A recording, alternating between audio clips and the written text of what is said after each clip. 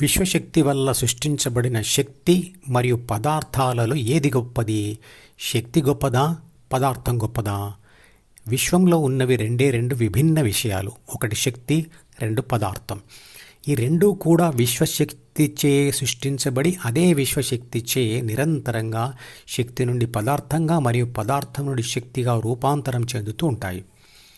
విశ్వశక్తి నుండే వచ్చిన విద్యుత్ శక్తి, ఉష్ణశక్తి, ఆకర్షణ శక్తి, అయస్కాంత శక్తి, పరమాణు శక్తులు పదార్థాలతో కలిసి చేసే పనులు మనకు తెలుసు. ఉదాహరణకు విద్యుత్ శక్తి బల్బుని వెలిగిస్తుంది, ఫ్యాన్ను, మిక్సీని, గ్రైండర్ని తిప్పుతుంది, నీళ్ళని వేడి చేస్తుంది. విశ్వశక్తి నుండే వచ్చిన విశ్వ పదార్థం 118 మూలకాలుగా విడిపోయి అవి భూమి మీద మనకు అందుబాటులో ఉన్నాయి. వీటితోనే అనేక రకమైన కాంపౌండ్స్ అంటే మిశ్రమాలు ఏర్పడ్డాయి. ఈ మిశ్రమాలతోనే మనకు ఉపయోగపడే వేల రకాల వస్తువులు తయారు చేస్తారు. మన శరీరం కూడా వాటితో తయారైందే. విద్యుత్ బల్బులోని ఫిలమెంట్ కూడా పదార్థంతో చేయబడింది. విద్యుత్ శక్తితో ఆ ఫిలమెంట్ వెలుగుతుంది. విద్యుత్ శక్తి గొప్పదా లేదా పదార్థంతో చేయబడిన ఫిలమెంట్ గొప్పదా? అంటే బల్బు వెలగడానికి రెండూ అవసరమే. మంత్రపుష్పంలో ఇండైరెక్ట్గా ఈ ప్రశ్నకు సమాధానం చెప్తాడు. ఈ రెండు పరస్పరాధారంగా అంటే ఒకదాని మీద మరొకటి ఆధారపడి ఉన్నాయి అని. ఈ మంత్రపుష్పం శ్లోకాల లింక్ను ఈ వీడియో డిస్క్రిప్షన్లో ఉంచుతున్నాను, మీరు వినవచ్చు. పదార్థాలలో లేదా వస్తువులలో అతి చిన్నది అతి పెద్దది అని పరిమాణంలో ఎలా తేడా ఉందో అలాగే శక్తులలో కూడా అతి చిన్న శక్తి అతి గొప్ప శక్తి అనే తేడా ఉంటుంది.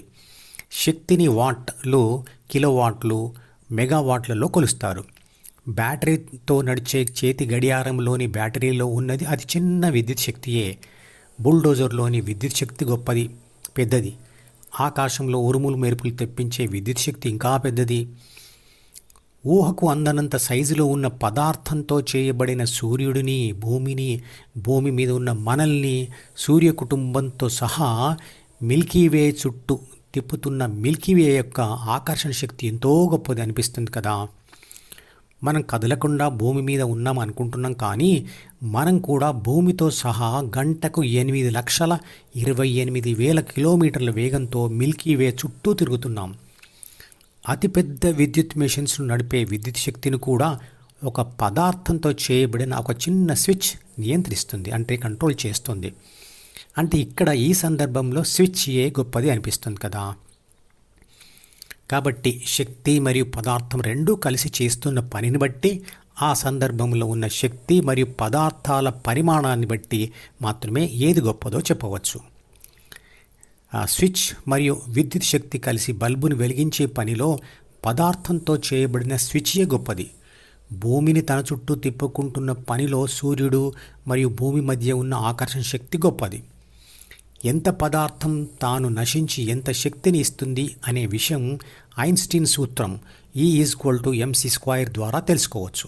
అంటే పదార్థంలో శక్తి దాగి ఉంది, అలాగే శక్తి సముద్రంలో అంటే విశ్వశక్తిలో పదార్థాలు తేలుతూ ఉన్నాయి. అవే పదార్థాలు కొన్ని సందర్భాలలో శక్తులను నియంత్రిస్తున్నాయి. నిరంతరంగా ఈ పదార్థము మరియు శక్తులను ఒకదాని నుండి మరొక దానిగా మారుస్తున్న విశ్వశక్తియే అత్యంత శక్తివంతమైనది. దానినే భగవద్గీతలో పరమాత్మ అంటాడు. ఆత్మశక్తి అంటే చిత్రపటంలో చూపించిన ప్రకృతి పదార్థాలతో చేయబడిన ప్రాథమిక మనసు మరియు ద్వితీయ మనసు అనే పుస్తకాల చేత నియంత్రించబడుతుంది అంటాడు భగవద్గీతలో. అవే పుస్తకాలు ప్రకృతి సృష్టించిన ఓటమి అనుభవాలతో ధ్యాన కోరికను సృష్టించి ఆత్మశక్తి గెలవడానికి సహాయం చేస్తాయి. బిలోని సూచనలు మరియు డిలోని కోరికలు స్విచ్లలాగా పనిచేసి ఆత్మశక్తిచే పనులు చేయిస్తాయి. ప్రాపంచిక ఆత్మ ద్వితీయ మనస్సును వాడడం అలవాటు లేదా వ్యసనంగా మారినప్పుడే అది ద్వితీయ మనసు ఆధీనంలోకి వస్తుంది. సమాజంలో ఉంటూ ప్రాపంచిక వ్యవహారాలతో మునిగి తేలుతున్న గృహస్థుడిలో వైరాగ్యం అసలే ఉండదు. ఉన్న అది అతి తక్కువగా ఉంటుంది. ధ్యాన సాధనకు ప్రాక్టీస్ అండ్ డిస్పాషన్ అంటే అభ్యాసము, వైరాగ్యం అనే 2 సాధనాలు అవసరం. వైరాగ్యం లేకపోతే ఫలితం దక్కదు. మరి గృహస్థుడు ఏం చేయాలి? ధ్యాన సాధన అంటే అభ్యాసం చేస్తూ పోతే ఎవరికైనా వైరాగ్య భావనలు కొంత ఆలస్యంగానైనా అభివృద్ధి చెందుతాయి. అది ఎలా సాధ్యం?